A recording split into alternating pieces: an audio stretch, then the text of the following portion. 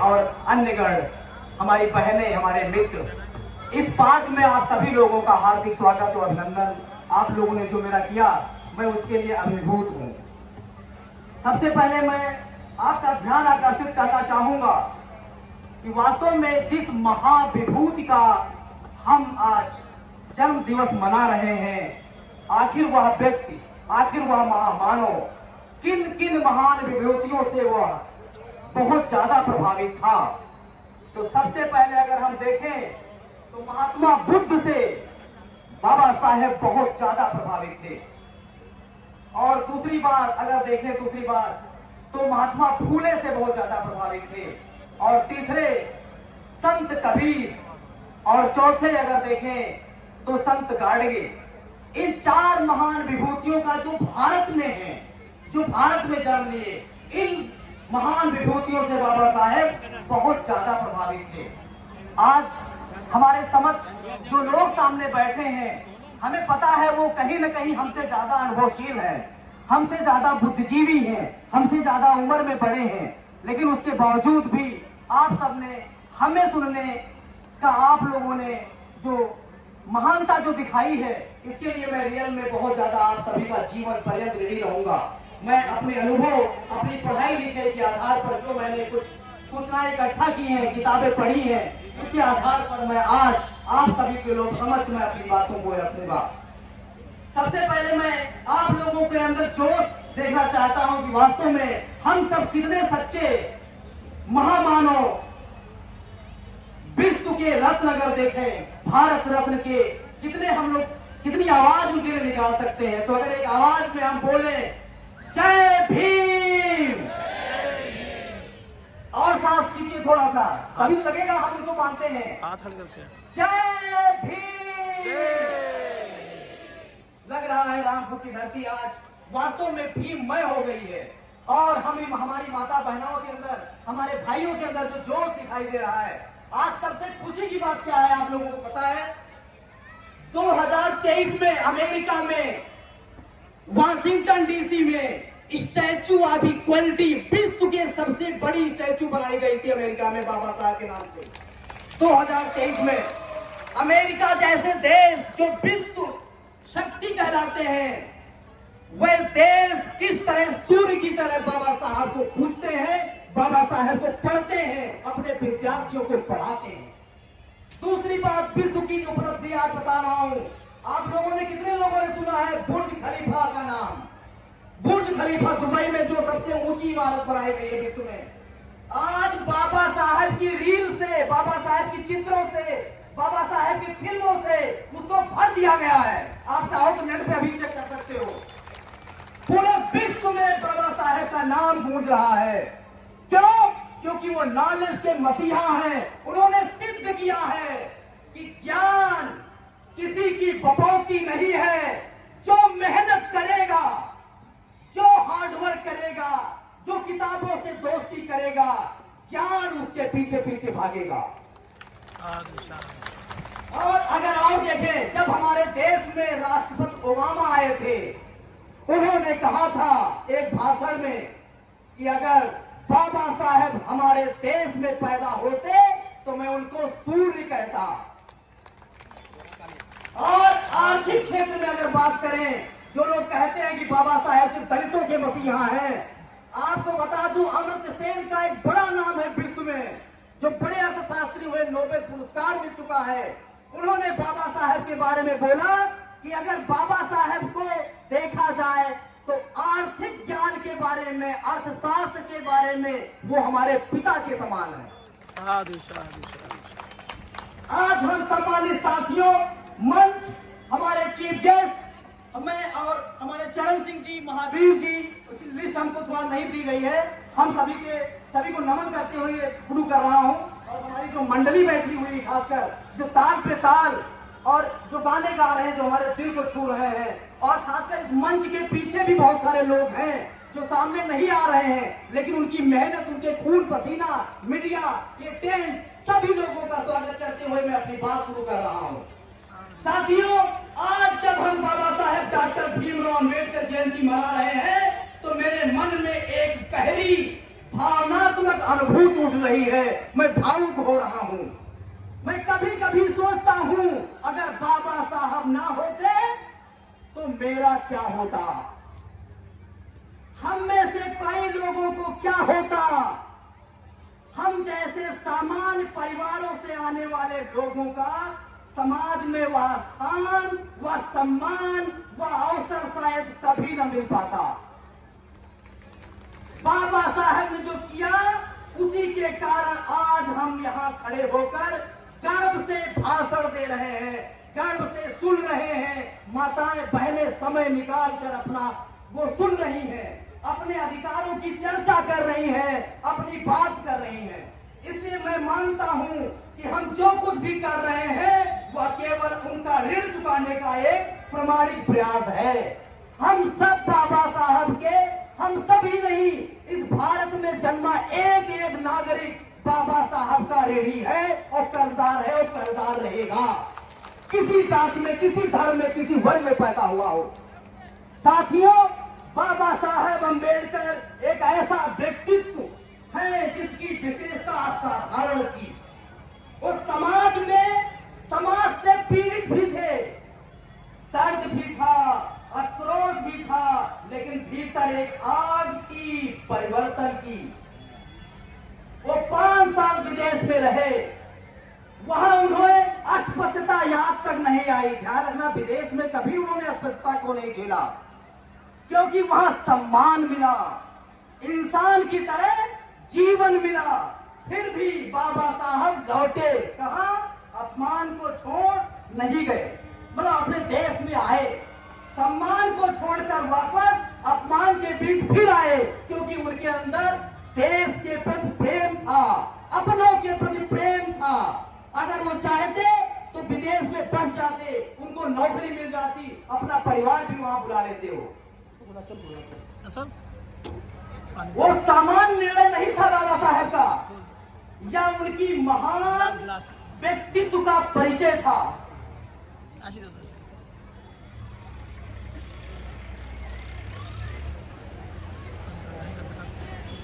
कई लोग सोचते हैं अब क्या जरूरत है वापस जाने की, विदेश चले जाते हैं लोग तो कहां आते हैं वापस मुश्किल से, और खासकर रोजगार मिल जाए तो। लेकिन बाबा साहब ने सोचा नहीं, बदलना है किसको, और वो लौटे, समाज के लिए लौटे, देश के लिए लौटे और हम सब के लिए लौटे। साथियों, दूसरी विशेषता देखिए, इतनी पीड़ा झेली फिर भी भारत के लिए अपार प्रेम रहा। भारत उनके मन में बसा था, वो देश की सीमाओं से नहीं संस्कृति से जुड़े थे। उन्होंने पीएचडी का विषय चुना, उसको ध्यान से सुनिए आप लोग। हमारे ऊपर बड़े आरोप लगाए जाते हैं कि वो दलितों के मसीहा हैं। उन्होंने एंशियंट इंडियन कॉमर्स, प्राचीन भारतीय वाणिज्य पर काम किया। क्या प्राचीन भारतीय वाणिज्य एक जाति के लिए हो रहा था या दलितों के लिए हो रहा था? उनको चिंता देश की थी। ये दिखाता है कि वो भारत की गरिमा को समझते थे। उन्हें भारत के अतीत पर गर्व था, केवल शिकायत ही नहीं थी। आज दुनिया ग्लोबल इकोनॉमी की बात करती है, लेकिन बाबा साहेब का मंत्र सरल था, बहुजन हिताय बहुजन सुखाय। यही सच्ची आर्थिक दर्शन है बाबा साहेब का। देश आजाद नहीं हुआ था तब उन्होंने रिजर्व बैंक की कल्पना की थी, जो आज हम लोग नोट में घूमते हैं, पूरे विश्व में दिखाते हैं कि हमारे भारत में रुपया है। उन्होंने वित्त आयोग की नींव रखी, सरकारी कर्मचारी जितने यहाँ पर हैं, वित्त आयोग। आज हम नई चीजें लेकर आए हैं, जो कि लोगों को वास्तव में उनको बताना है कि बाबा साहब जो सिर्फ कहते हो कि दलितों के मसीहा और संविधान तक सीमित कर देते हो उनको आप। उन्होंने वित्त आयोग की नींव रखी, केंद्र राज्य के संसाधनों के बंटवारे पर विचार किया, यानी राज्य और केंद्रों के बीच में कैसे बंटवारा होना चाहिए, बाबा साहब ने इस पर विचार किया। आज तो हम संस्थान देखते हैं जो उनकी सोच की नींव पर खड़े हैं। जैसे आज हम नदियों को जोड़ने की बात करते हैं, यानी भारत के अंदर जितनी नदियां जुड़ी हुई हैं, बाबा साहब ने उसी दौर में रिवर ग्रिड की बात की थी। उन्होंने वाटर कमीशन की कल्पना की थी उस समय। आप लोगों को लग रहा होगा ये वास्तव में क्या बाबा साहब ने किया है? आप लोगों को मैं रेफरेंस भी दूंगा कहां से मैं पढ़ रहा हूं। वो दूरदृष्टा थे, उन्होंने नारी शक्ति को भी महत्व दिया। उस समय जब महिलाओं को समाज में अधिकार नहीं थे, उन्होंने कहा शिक्षा ही रास्ता है, शोषित हो, वंचित हो, दलित हो, सबसे पहले पढ़ो, पढ़ाई कोई तुमसे छीन नहीं सकता। यही शिक्षा का आग्रह था जिसने हमें शक्ति दी। उनकी अंतिम किताब मृत्यु से 4 दिन पहले पूरी हुई थी साथियों। पहली किताब थी एंशिएंट इंडियन कॉमर्स, यानी प्राचीन भारतीय वाणिज्य, जिस पर पीएचडी किया। आखिरी किताब थी बुद्ध और कार्ल मार्क्स। यही कोई साधारण बात नहीं है साथियों। उन्होंने भारत के लिए सोचा, संविधान के लिए सोचा, दलितों, वंचितों, स्त्रियों, मजदूरों के लिए सोचा। उन्होंने जीवन दिया इस देश को दिशा देने के लिए। साथियों, आज भारत एक नए युग की ओर बढ़ रहा है, विकास की राह पर तेजी से अग्रसर है। हम सब देख रहे हैं कि आने वाले वर्षों में भारत विश्व की तीसरी सबसे बड़ी आर्थिक व्यवस्था बनने जा रहा है।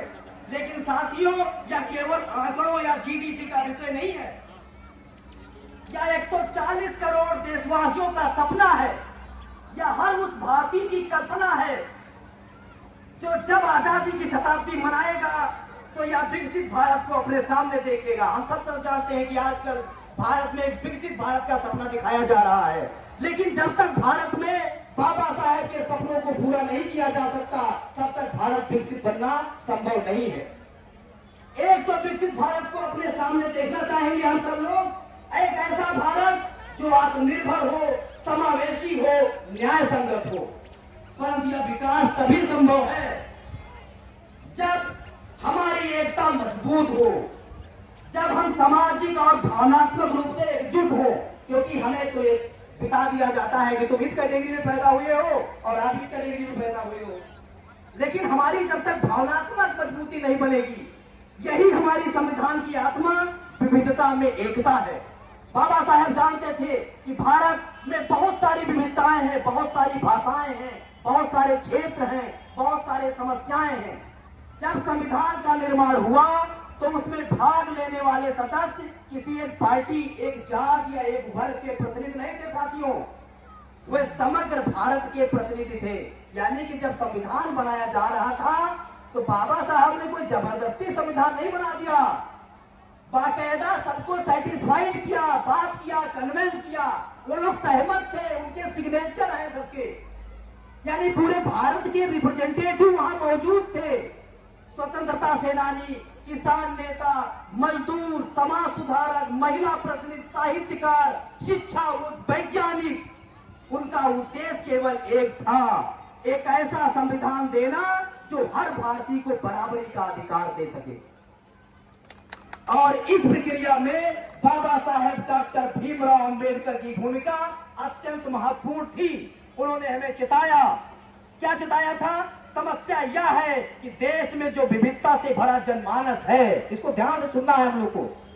समस्या यह है कि देश में जो विविधता से भरा जनमानस है, उसे किस प्रकार एकमत किया जाए, कैसे लोगों को इस प्रकार प्रेरित किया जाए कि वह एक साथ निर्णय लें जिससे देश की एकता मजबूत हो सके। यह चेतावनी आज भी उतनी प्रासंगिक है। आज भी अगर हमें विकसित भारत बनाना है तो हमें भारत की विविधता की, उसकी शक्ति बनाना होगा, कमजोरी नहीं। यानी हम आपसे हो सकता है विचार में अलग हो, लेकिन आपके हम दुश्मन नहीं है। बाबा साहेब का सपना था हमें अपने व्यवहार, सोच, नीतियों में संविधान में निहित एकता, समानता, बंधुत्व की भावना को आत्मसात करना होगा। साथियों, आज का दिन केवल बाबा साहेब को आदर अंजलि या श्रद्धांजलि देने का नहीं है। ध्यान रखना, हम लोग आपसे कुछ क्वेश्चन हम पूछने आए हैं। यह दिन एक आत्म मंथन का दिन है। आप सब लोग अपने दिल पर हाथ रख करके विचार करिए।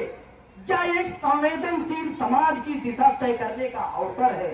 हम सब एक संवेदनशील समाज से आते हैं, जो कि 2,500 सालों से हमको वंचित रखा गया है, हर सुविधाओं से, इज्जत से, प्रेम से, रेस्पेक्ट से, समानता से, शिक्षा से। मैं आज जो कुछ सवाल आपके सामने रखना चाहता हूं, जिन पर हम सबको मिलकर सोचने की जरूरत है। क्या हम सच में अपने संविधान के मूल्यों को समझते हैं? ये बहुत बड़ा क्वेश्चन है। सभी लोग अगर हाथ उठाएंगे, किसके किसके घर में संविधान की कॉपी है, संविधान की मूल प्रति है? इससे पता चल जाता है कि हम बाबा साहेब को कितना मानते हैं। ध्यान रखना, क्या हम सच में अपने संविधान के मूल्यों को समझते हैं, आत्मसात करते हैं? क्वेश्चन नंबर 1, क्या हम संविधान में दिए गए अधिकारों और कर्तव्यों को हर नागरिक तक पहुंचा पाए हैं? मैं आपसे क्वेश्चन पूछ रहा हूं, आप जवाब दे सकते हैं हाथ हिला करके।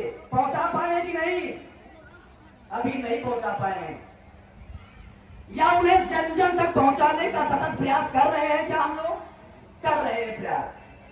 अंत में क्या हम इस 75 वर्षों की संवैधानिक यात्रा से सीख लेकर आगे की राह को सजगता और संकल्प के साथ तय कर रहे हैं? हमें यह भी देखना है फ्यूचर में कि कहीं हमारा संविधान कोई डगमगा न दे। साथियों, बाबा साहेब केवल संविधान निर्माता नहीं थे, वो एक समाज के शिल्पकार थे। वो भगवान बुद्ध की परंपरा से प्रेरित थे। आप सब जानते हैं, उन्होंने भगवान बुद्ध से सब कुछ सीखा। उन्होंने हमें सिखाया अप दीपो भवा। लोग कहते हैं वो नहीं आया, उसने सहायता नहीं की, उसने पैसा नहीं दिया, मेरे पास ये नहीं था। महात्मा बुद्ध ने क्या सिखाया है? अप दीपो भवा, अपना दीपक खुद बनो, कोई तुम्हारा दीपक नहीं बनेगा। यही मार्गदर्शन है हमारे लिए साथियों। हमारे पास है ही क्या शिक्षा के अलावा? विकास का दीपक हमें खुद जलाना होगा, समानता का प्रकाश खुद फैलाना होगा, संविधान को कागज से जीवन में लाना होगा। जो लोग समझते हैं संविधान सिर्फ कागज है, संविधान कागज नहीं है। हमारी भावनाएं उस संविधान में है, हमारा दिल, दिमाग, सब कुछ हमारा संविधान में बसता है। क्योंकि अगर हम कुछ भी करते हैं तो वो अधिकार संविधान से मिले हुए हैं। साथियों, अगर देखें, लोग आरोप लगाते हैं कुछ संगठन कि बाबा साहेब राष्ट्रभक्त थे कि नहीं थे। बाबा साहेब ने एक बार जुलाई 1946 में सरदार पटेल को लिखे अपने पत्र में कहा था, इसको मैं कोट कर रहा हूं, कोई इधर उधर नहीं कर रहा हूं, ध्यान रखना। इसको सुनिए, देश किसी भी व्यक्ति से बड़ा होता है। इसको सुनिए ध्यान से, देश किसी भी व्यक्ति से बड़ा होता है, चाहे वह व्यक्ति कितना भी महान क्यों न हो। कोई भी व्यक्ति बिना किसी राजनीतिक दल का सदस्य बने एक महान राष्ट्रभक्त बन सकता है। यानी कि आप किसी राजनीतिक दल को न ज्वाइन करो, लेकिन आप राष्ट्रभक्त सब लोग हैं। और फिर उन्होंने यह भी कहा, मैं आज तक जिन जिन राजनीतिक नेताओं को देखा हूं, उनकी तुलना में मैं स्वयं को एक बड़ा राष्ट्रभक्त मानता हूं। ये बाबा साहब कह रहे हैं। किसको? सरदार पटेल को। यह कथन किसी अहंकार की उपज नहीं था साथियों, बल्कि एक ऐसे व्यक्ति का आत्मविश्वास था जिसने अपने विचारों, संघर्षों, योगदान के माध्यम से इस राष्ट्र की नींव को मजबूत किया। बाबा साहेब के लिए राष्ट्रवाद किसी झंडे, नारे या पार्टी में सीमित नहीं था। लोग कहते कलर ऐसा लगाओगे तो राष्ट्रभक्त, नहीं तो तुम राष्ट्रभक्त नहीं हो। उन्होंने कहा नहीं, बाबा साहेब के लिए राष्ट्रवाद किसी झंडे, नारे या पार्टी में सीमित नहीं था। कोई राजनीतिक पार्टी कैसे कह सकती कि मैं राष्ट्रभक्त हूं और राष्ट्रभक्त नहीं हूं? उन्होंने कहा बल्कि जीवंत प्रतिबद्धता थी जनता के अधिकारों, समानता, सामाजिक न्याय, अवसरों की समानता के लिए बाबा साहेब की। साथियों, अब मैं संविधान निर्माण की प्रक्रिया की ओर आपका ध्यान आकर्षित करना चाहता हूं। जब भारत के संविधान का निर्माण हो रहा था, तब संविधान सभा पर यह आरोप लगाया गया था कि यह प्रक्रिया बहुत लंबी और खर्चीली है। कहा गया था बहुत पैसा खर्च कर दिया डॉक्टर अम्बेडकर के संविधान में। कुछ लोगों ने इसे अनावश्यक विलंबकारी की आलोचना की थी।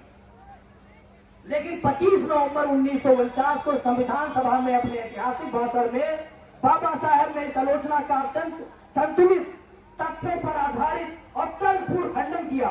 उन्होंने बताया, इसको सुनिए ध्यान से, अमेरिका का संविधान 4 महीने में बना, लेकिन उसमें केवल 7 अनुच्छेद है। कितने महीने बना? 7 महीने में। कनाडा को संविधान निर्माण में 2 साल 5 महीने लगे, कनाडा का संविधान। ऑस्ट्रेलिया को 9 साल लगे, दक्षिण अफ्रीका को 1 साल लगे संविधान बनने में। अब आइए भारतीय संविधान की बात करें। अगर इसमें 395 अनुच्छेद, 8 अनुसूचियां, शुरुआत में ही 2473 संशोधनों पर विचार हुआ था। बाबा साहेब के संविधान में बहुत सारे संशोधन आए थे जनता के लिए, लेकिन 2473 संशोधन किए थे बाबा साहब ने। यानी जनता की भावनाओं को समझा था कि क्या क्या इसमें बदलाव करना है। क्या यह सामान्य बात थी? बिल्कुल नहीं। यह संविधान इतिहास में सबसे व्यापक है, ध्यान आप सब जानते हैं। समावेशी है, यानी सबको सम्मिलित करके चलता है। लोकतांत्रिक दस्तावेजों में एक था, और इसलिए बाबा साहब ने गर्व से कहा, इतने विस्तृत संविधान को इतनी कम अवधि में बनाना एक सराहनीय उपलब्धि है, न कि आलोचना की बात है। 2 साल 11 महीने 18 दिन, आप सब जानते, 6 करोड़ में बनके हमारा संविधान तैयार हो गया था। इस तरह से अगर देखें साथियों, केवल समय का विषय नहीं था, यह गुणवत्ता, दृष्टि और समर्पण का विषय था। संविधान सभा ने केवल एक दस्तावेज बनाया, बल्कि भारत के भविष्य की दिशा तय की। यानी संविधान सभा ने न केवल एक दस्तावेज बनाया, बल्कि भारत के लिए क्या किया, हम सबके लिए दिशा तय कर दी। हमें क्या करना है, हमारा मन डॉक्टर बनने का है, हमें डॉक्टर बनने का रास्ता साफ है। हम किसान के बेटे से प्रोफेसर बने, हमारा संविधान ने रास्ता साफ किया है। कोई डांसर बनना चाहता है, कोई गायक बनना चाहता है, कोई हीरो बनना चाहता है, कोई हीरोइन बनना चाहता है, सभी के लिए बाबा साहब ने रास्ता साफ कर दिया। कोई भी बिजनेस, कोई भी काम, किसी भी जगह, कोई भी कहीं भी कर सकता है कानून के दायरे में आकर। साथियों, इसलिए आज हम संविधान की 75वीं वर्षगांठ मना रहे हैं, तो यह जरूरी है कि हम उस ऐतिहासिक यात्रा की जड़ों में जाकर देखें कि वह किस विचारधारा से पोषित थी, कितने आत्म बलिदान से बनी थी, और किस स्तर की दूरदृष्टि से इसे रचा गया था। हमारे संविधान बनाने के लिए कितने हजारों लोगों ने अपनी आहुति दी होगी। हमें याद दिलाता है कि विकसित भारत का सपना तभी साकार होगा जब हम बाबा साहेब के विचारों को केवल आदर्श नहीं बल्कि आचरण बनाएंगे। हम राजनीतिक पार्टियों से करना चाहते हैं, और सिर्फ दिखावे के लिए बाबा साहेब की जयंती ना मनाएं। वो उनके आचरणों को समझें, उनकी भावनाओं को समझें, उनके संविधान को समझें, और पूरी तरह 100% उसको लागू करने की कोशिश करें। साथियों, जब भी भारत की लोकतांत्रिक आत्मा की बात होती है, बाबा साहेब अम्बेडकर का नाम स्वतः स्मरण में आता है। 17 दिसंबर 1946 को संविधान सभा में दिया गया उनका भाषण केवल एक ऐतिहासिक दस्तावेज नहीं, बल्कि भारत की आत्मा को जोड़ने वाला वह सेतु है जो आज भी हमारी लोकतांत्रिक यात्रा का आधार है। साथियों, बाबा साहेब ने स्पष्ट रूप से स्वीकार किया कि भारत जाति, धर्म, विचारधाराओं के आधार पर विभाजित समाज है। उन्होंने स्वयं को एक लड़ाकू समूह का नेता कहा। उन्होंने कहा कि मैं जिसका नेता हूं, क्या है, लड़ाकू है। अब वो शांत नहीं बैठेगा, लेकिन साथ ही यह विश्वास भी जताया, दुनिया की कोई ताकत इस मुल्क को एक होने से रोक नहीं सकती। बाबा साहेब को अपने संविधान पर बहुत भरोसा था। यह आत्मविश्वास की एक राष्ट्र निर्माता का था, जो जानता था कि भारत की विविधता ही उसकी ताकत बन जाएगी। यानी मैं आपसे अलग हूं, हमारा कल्चर अलग है, लेकिन अपने देश को बचाने के लिए हम एक हो जाएंगे। बाबा साहब ने स्पष्ट रूप से स्वीकार किया कि उन्होंने कहा कि भविष्य को लेकर हमारी समस्या नहीं है, हमारी कठिनाई यह है कि वर्तमान में हम इस विविध और बहुसंख्यक समाज को एक निर्णय पर कैसे लाएं। उन्होंने स्पष्ट रूप से कहा कि समस्या लक्ष्य की नहीं है, समस्या है मार्ग की, रास्ता क्या होना चाहिए। हम डायरेक्ट लक्ष्य की बात नहीं करते हैं, हम हमारा रास्ता अगर अच्छा होता है साथियों, तो हम वास्तव में अपने मार्ग तक पहुंच जाते हैं। इसलिए उन्होंने बहुमत वाले वर्गों से आग्रह किया, किसे, बहुमत दल वाले पार्टियों से आग्रह किया कि वे राजनीतिक समझदारी का परिचय दें और अल्पसंख्यकों की आशाओं को दूर करते हुए, उनकी आशंकाओं को दूर करते हुए उन्हें साथ लाने का प्रयास करें। यानी ऐसा नहीं कि हमारी सरकार नहीं है, बहन जी शासन में नहीं तो हमारे साथ अत्याचार करेंगे। ऐसा होगा तो फिर संविधान समझ लीजिए क्या है। फिर यही समावेशिता, यही उदारता, एक सशक्त राष्ट्र के निर्माण को पहली शर्त है। ये बात समझ में आ रही ना? बाबा साहब ने कहा कि कोशिश की जाए जो लोग सत्ता में नहीं है उनका ख्याल ज्यादा रखा जाए। उन्होंने कहा कि राष्ट्र की स्थिरता केवल कानूनी अधिकारों पर निर्भर नहीं बल्कि सामाजिक सहभागिता पर टिकी होती है। हम आपसे कह रहे हैं बार बार कि मैं आपको बहुत मानता हूं, बहुत मानता हूं, हम लोग बराबर है, लेकिन अंदर आग जल रही है जाति की। यह दृष्टिकोण आज भी उतना ही प्रासंगिक है जितना स्वतंत्रता के पहले था। भारत की स्वतंत्रता एक ऐतिहासिक जिम्मेदारी है हमारे साथियों।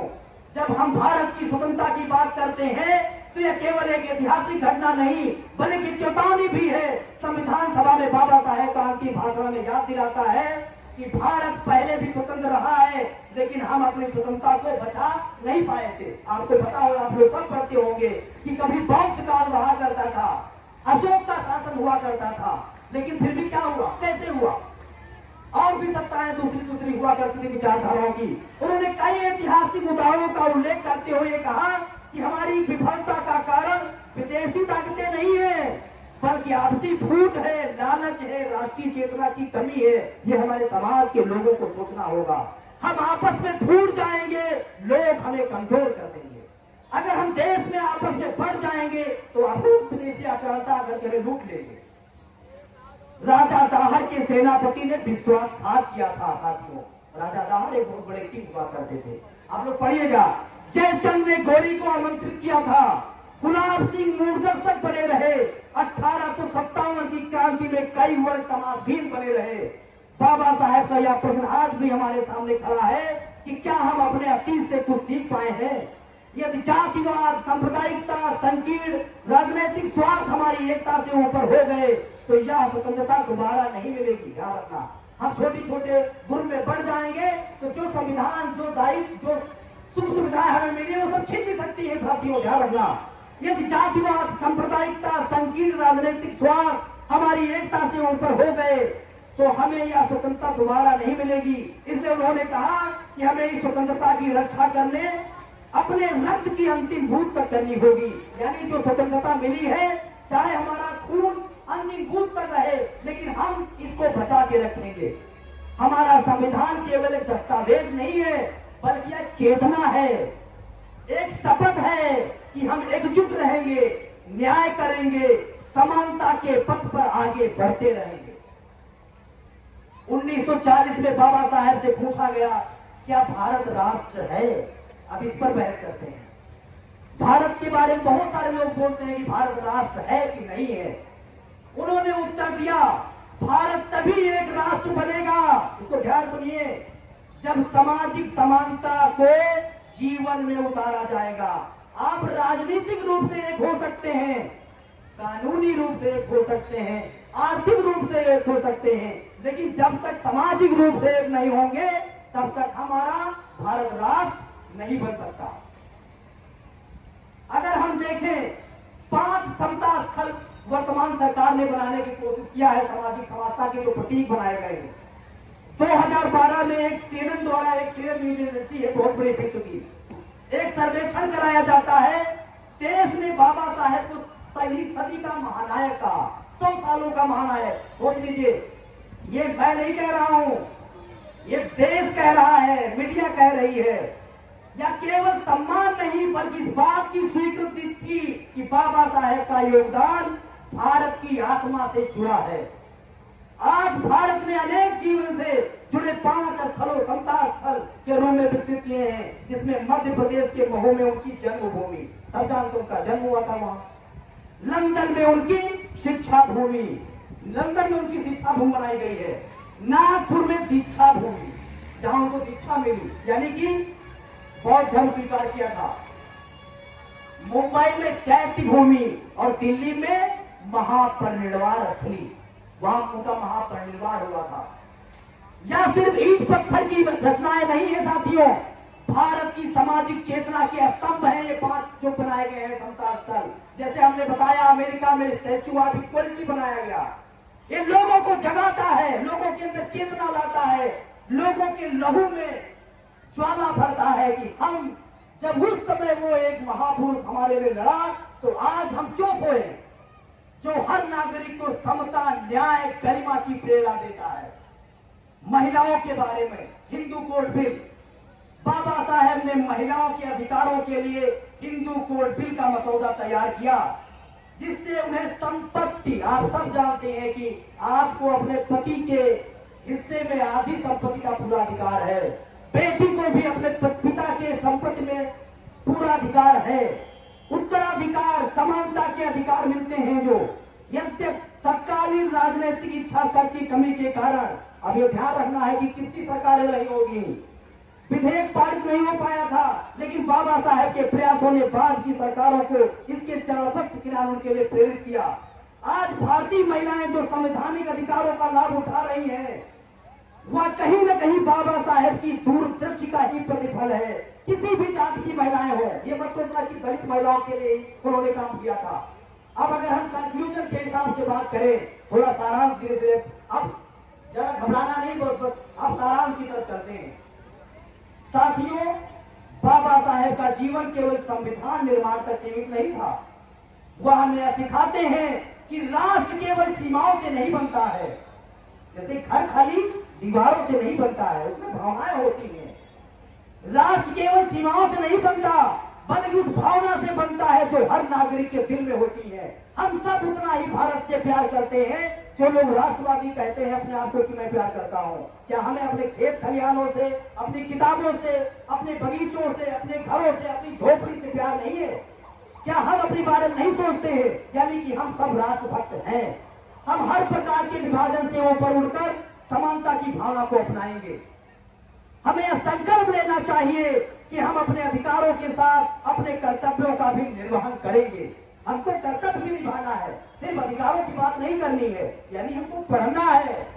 बाबा साहेब की पूजा करना बहुत अच्छी बात है, प्रेम करना, सद्भाव करना, दीपक जलाना, फूल चढ़ाना, लेकिन बाबा साहेब को सबसे ज्यादा जो पढ़ेगा वही बाबा साहेब को मानता है। ध्यान रखना, मैं यहाँ पर सभी विद्यार्थियों से, माताओं बहनों से कह रहा हूँ, और बाबा साहेब के सपनों के उस भारत को साकार करने की दिशा में लगातार प्रयास रहेंगे हम लोग। जो बाबा साहेब ने हमें सपना दिखाया, जो संविधान में उन्होंने उसको गढ़ा, हम उसको लेकर रहेंगे। जहां कोई जातीय भेदभाव ना हो, जहां हर बच्चा शिक्षा पा सके, जहां हर नागरिक गरिमा के साथ जीवन जी सके, हम ऐसा देश बनाने के लिए पूरा जीवन लगाएंगे। साथियों, संविधान सभा में जब संविधान बन रहा था तब बहुत गहन और ऐतिहासिक बहसें हुई। बाबा साहब ने कहा था, संविधान सिर्फ कानून की किताब नहीं है, इसकी आत्मा उस समय की चेतना से जुड़ी होती है। चेतना समझते ना, हम सबके दिलों की आवाज है संविधान, उस समय के महापुरुषों की। आज जो संविधान है वो हम सबका है, हम सबकी भावनाओं का प्रतीक है संविधान। यह बात आज भी उतनी ही सही है। हमारा संविधान समय के साथ बदलती जरूरतों को समझता भी है। आपने देखा होगा हम संविधान में संशोधन भी करते हैं। यह एक जीवन दस्तावेज है, ठहरा हुआ नहीं है। ये बहता हुआ पानी की तरह हमेशा ताजगी भरता है लोगों में। साथियों, संविधान न केवल आज का रास्ता दिखाता है, बल्कि भविष्य की दिशा भी तय करता है। आपातकाल जैसे कठिन समय में भी इस संविधान ने लोकतंत्र की रक्षा की थी। 1975 का सभी को याद होगा। आर्थिक सोच की दृष्टि से भी बाबा साहेब बहुत आगे थे। आप सबने बता दिया हमें, प्रॉब्लम ऑफ रुपीज, जो रुपए की समस्या, आरबीआई की स्थापना हुई 1935 में, और जो प्राचीन काल में बिजनेस पर उन्होंने जो रिसर्च किया, उन्होंने जल परिवहन, श्रमिकों के अधिकार, रिजर्व बैंक जैसी संस्थाओं की बात की थी। आज जब जल परिवहन तेजी से बढ़ रहा है तो हम बाबा साहेब की दूरदृष्टिता को समझ सकते हैं। संविधान का निर्माण भी आसान नहीं था साथियों।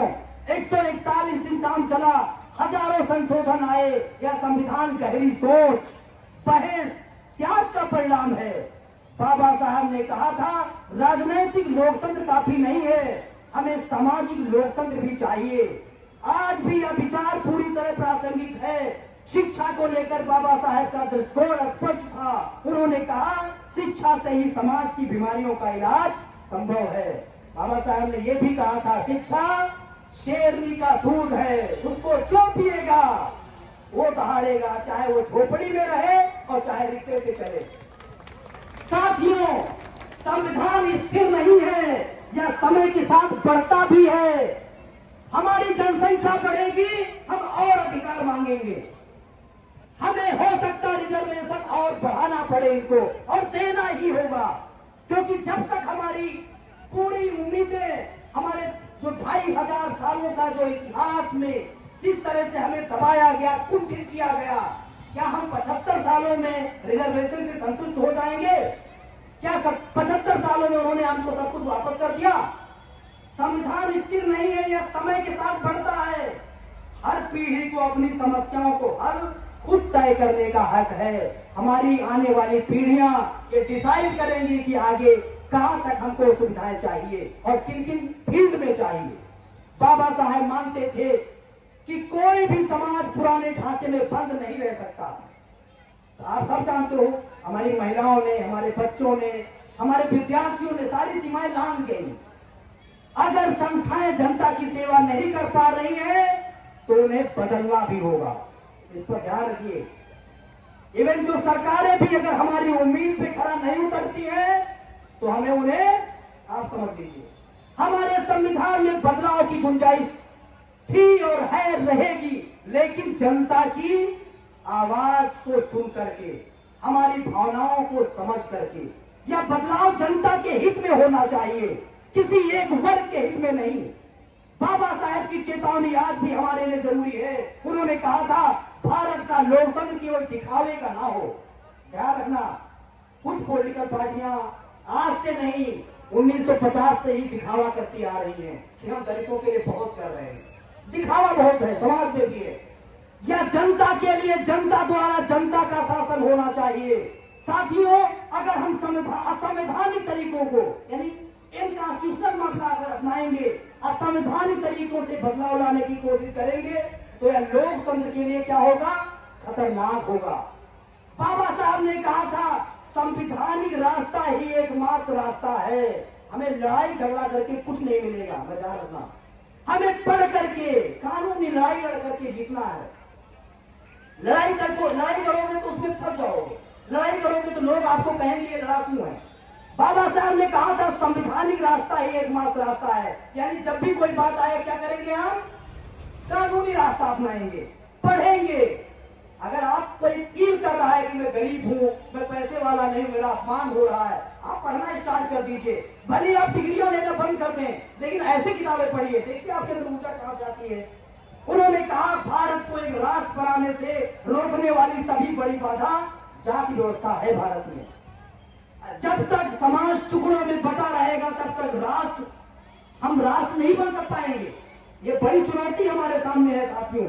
बाबा साहब ने कहा था, राजनीतिक सत्य कुछ ही लोगों के पास रही है। आप समझ पा रहे होंगे, बाकी लोग जैसे बोझ उठाने वाले पशु बन गए हैं, जिंदगी ढो रहे हैं। अब समय आ गया है कि शोषित वर्ग भी अपनी भागीदारी चाहता है। क्या चाहता है? अपने हिस्सेदारी चाहता है। किसमें?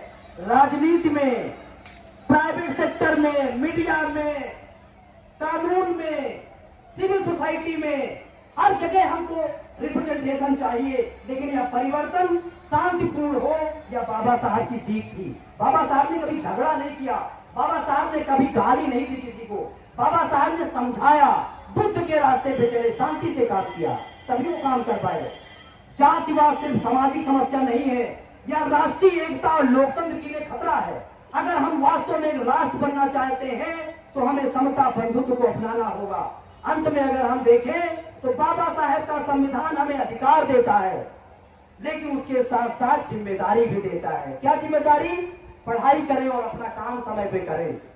हमें संविधान की रक्षा करनी है, उसे समय के अनुसार मजबूत बनाना है और उसे जीना है अपने जीवन में। साथियों, आज हम उन्हें श्रद्धांजलि दे रहे हैं, लेकिन साथ ही संकल्प भी है कि जो राह उन्होंने दिखाई, उस राह पर हम चलेंगे। कितने लोग सहमत हैं कि चलेंगे बाबा साहब के रास्ते पर?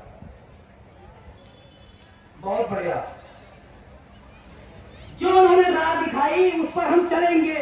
बाबा साहब कोई सामान्य नेता नहीं थे, वे युग पुरुष थे, संविधान के शिल्पी थे, भारत के भविष्य दृष्टा थे। वो पता था उनको कि आने वाले समय में क्या हो सकता है, इसीलिए उन्होंने संविधान को मजबूती से बनाया। लास्ट लाइन, लास्ट सेंटेंस, बाबा साहब के third all India depress class conference में दिए गए संदेश के साथ अपनी बात समाप्त करूंगा। इसके पहले मैं एक बात और बता दूं, बाबा साहब ने मूक नायक, बहिष्कृत भारत, बहुत सारे पत्र पत्रिकाएं चलाई, बहुत सारे आर्टिकल लिखे, बहुत सारी स्पीचेस दी, किताबों की तो ढेर है उनके पास, हर समस्या पर किताबें लिखी हैं। हमको पढ़ने की जरूरत है। बाबा साहब ने कहा था, कब कहा था? Third all India depress class conference में कहा था, पढ़ो, आंदोलन करो, लड़ाई लड़ो, संगठित बनो, आत्मविश्वास मत खो। क्या नहीं खोना है? आत्मविश्वास नहीं खोना है, कभी धैर्य मत खो। मुझे विश्वास है कि हम सभी बाबा साहेब के विचारों का अनुसरण कर एक समता मूलक और विकसित भारत के निर्माण में अपना योगदान देंगे और सभी को साथ लेकर चलेंगे। जय भीम, जय भारत। साथियों, आप लोग अभी, मुझे लगता है कि कभी कभी जब नीचे आता हूं तो कई लोग नंबर चाहते हैं मेरा, तो आप, मैं आपको समय दे रहा हूं, मैं आप एक नंबर लिख लीजिए मेरा, अगर लिखना चाहते हैं अपने मोबाइल में। मेरा नाम डॉक्टर हरिचंद्रा, जैसा कि भाई साहब ने बताया अभी। मेरा मोबाइल नंबर है 9211490304। मैं रिपीट कर रहा हूं, 9211490304। और आप सब लोगों ने मुझे अपने परिवार की तरह, अपने बच्चे की तरह, अपने भाई की तरह, अपने दोस्त की तरह मुझे बुलाया और सुना, इतनी देर तक मुझे सहा, झेला, इसके लिए बहुत बहुत आभार। और सबसे बड़ी बात है, कभी भी पढ़ाई लिखाई से संबंधित या कोई और समस्या मुझे संबंधित हो, कोई अगर राय लेनी हो, आप लोग व्हाट्सएप कर दीजिएगा अपना सब कुछ परिचय, मैं सबके नंबर सेव कर लूंगा। आप सब लोगों का मैं जिंदगी भर ऋणी रहूंगा, जितना प्यार आप लोगों ने दिया है, सुना है, मैं आप सबका कृतज्ञ हूँ, कृतज्ञ रहूंगा और आगे जीवन भर पढ़ता रहूंगा अपने देश के लिए और अपने समाज के लिए। जय हिंद, जय भीम, जय भारत। साधु साधु साधु साधु साधु साधु साधु साधु साधु।